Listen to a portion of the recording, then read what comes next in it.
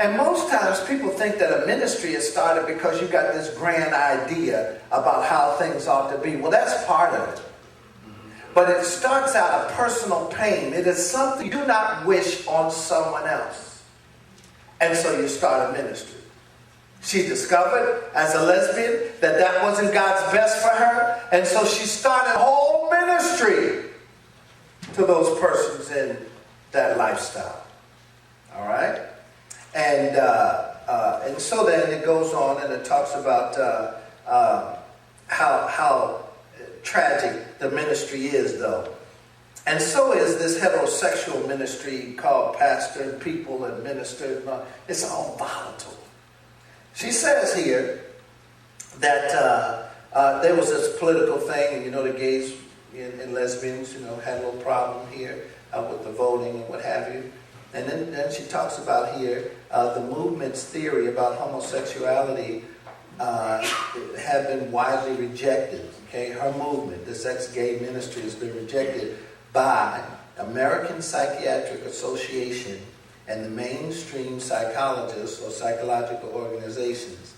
There was a conference called Love One Out, and it has already set off protests. This was in Boston, the gay community, with the people in the church here at the Temple Baptist Church, where the event was supposed to be organized. And so she goes on, talks about the protesters say that the conference set a hateful tone against gays and lesbians. And just to kind of shorten this up, what had happened was that the organizers, these two guys that were married, gave the whole ministry a black eye, because what they did is they left their wives and married each other, or left their wives and started sleeping with each other. And so she says that it gives her ministry a black eye when she's trying to help those who are in that lifestyle to realize that they are not living up to God's best. And if you want to read the article, I'll print a copy for you. But it's a beautiful article in the sense that she also talks about this nature and nurture thing. And I'll just read this and then we'll go on to do the sermon. Is that all right? All right. We got to learn. We learn. And we learn by reading. Right? That's why Ben and all of the other college students are in college now. They're learning by reading, not sitting around. Okay? Let me get a little paper back out here. Okay? And let me just read this part about nurture and nature. All right. Now, I know some get offended and they do all kind of crazy stuff, but we're learning right here. And what they don't realize is like what he says here in verse 22, professing to be wise, they become fools. Let me just say that to you. Okay? So you be watchful. All right? So then, in this part here, they talk about, critics say that rehashing of the nature versus nurture debate has insidiously affected and undermining gay rights. National polls show that Americans who believe that homosexuality is innate, okay, that is, you're born with it, they are far more likely to support same-sex marriage. There is a hidden agenda here, says Mark Snyder, founder of Queer Today, a political group that expects scores of protesters this weekend pass. Okay, they want to turn back the clock.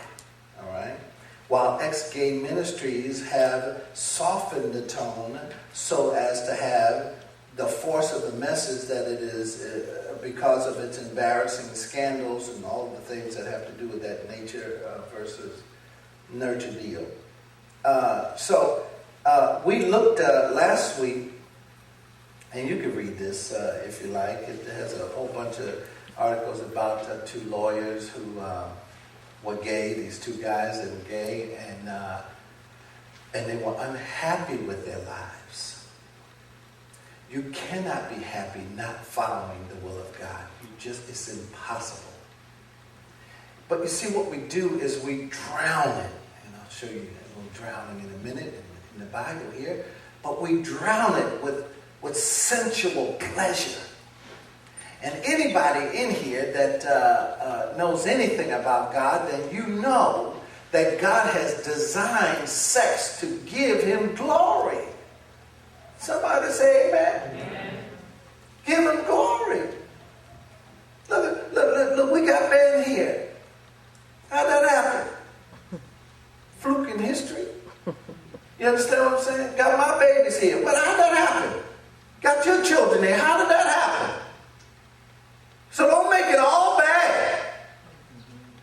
There's some good that has come out of that. Glorifying God. God said for you and I to be fruitful and multiply. Two women and two men can never honor God. Never honor God. Say that with me. Two men and two women can never honor God sexually. Amen. Now they can temporarily give themselves pleasure, but there is a cost to that. So look at verse 24 with me as we try to make sense of this passage.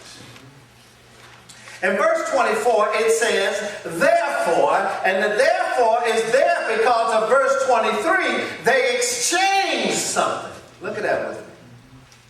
It says they exchanged the glory of the incorruptible God for an image in the form of corruptible man, of birds, and four-footed animals and beasts, right? And we talked about in Deuteronomy chapter 4, 16 through 19, where God explicitly told them, don't do that. You see, but it's what I feel.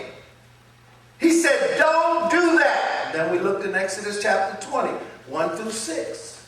You shall have no other God before me. Then we looked in 22. We said that, if you mess with one of them, children of mine, then I'll take you out. And then we went on and discovered in chapter 32 where they decided to have their little orgies.